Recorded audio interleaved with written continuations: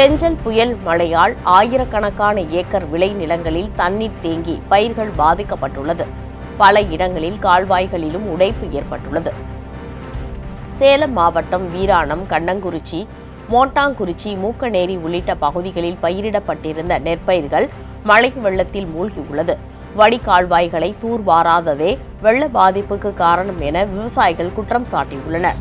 எனினும் பாதிப்புகளை உடனே ஆய்வு செய்து விரைவில் நிவாரணம் வழங்கவும் அவர்கள் வலியுறுத்தியுள்ளனர். சேலம் செவ்வாய்ப்பேட்டை அணையிலிருந்து வரும் திருமணி முத்தாறு ராஜவாய்க்காலில் கொண்டலாம்பட்டி பகுதியில் உடைப்பு ஏற்பட்டுள்ளது. தற்காலிகமாக அமைக்கப்பட்டிருந்த மணல் மூட்டை தடுப்புகளும் அடித்து சென்றுவிட்டது. இதனால் வெள்ள நீர் முழுவதும் விவசாய நிலத்தில் புகுந்து கால்நடை தீவனங்கள், சோளம் என 50 ஏக்கரில் பயிரிடப்பட்டிருந்த பயிர்கள் முழுமையாக சேதம் ஆகியது. அரசு உடனடியாக திருமணி முத்தாறு ஓடை பகுதியில் கான்கிரீட் சுவர் அமைத்து தர வேண்டும் என விவசாயிகள் கோரிக்கை விடுத்துள்ளனர்.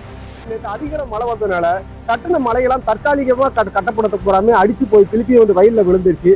மீண்டும் எங்களுக்கு கால்நடைகளுக்கு தீவனம் இல்லாத பாதிப்பாகி போச்சு. இதனால சுமார் ஒரு 60 ஏக்கர் மேல திருப்பி பெரிய பாதிப்புல இருக்கும். எங்களுக்கு நிரந்தரமா வந்து இந்த இடத்துல வந்து எவ்வளவு மலைகள் வந்தாலும் விளைநிலத்தில் புகுதாத மாதிரி மாண்பு தமிழக முதலமைச்சர் விவசாயிகள் கோரிக்கை ஏற்று சுமார் ஒரு 500 மீட்டர் வரலாம் வருங்க ரயில் ரோடு வரலாம். அது வரலாம் வந்து காங்கிரீட் சுவர் எழுப்பி கொடுத்து விவசாயிகளுக்கு உதவும் மாதிரி நாங்க வந்து இந்த ஆற்றுப்பாசன விவசாயிகள் சார்பில் கோரிக்கை வைக்கிறோங்க.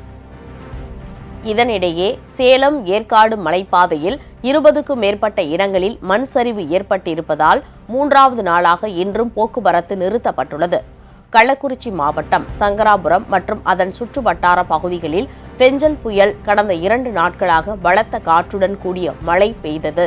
இதனால் சங்கராபுரம் சுற்றுவட்டார பகுதியான சோளம்பட்டு, நெடுமானூர், உலகுடையாம்பட்டு மற்றும் மலை அடிவார பகுதிகளான தெத்துக்காடு, மோட்டாம்பட்டி, பாச்சேரி உள்ளிட்ட 10க்கும் மேற்பட்ட கிராமங்களில் மக்காசோள பயிர்கள் முற்றிலும் சாய்ந்து வீணாக்கியுள்ளது. அதிகாரிகள் நேரில் பார்வையிட்டு உரிய நிவாரணம் வழங்க வேண்டும் என அப்பகுதி விவசாயிகள் கோரிக்கை விடுத்துள்ளனர்.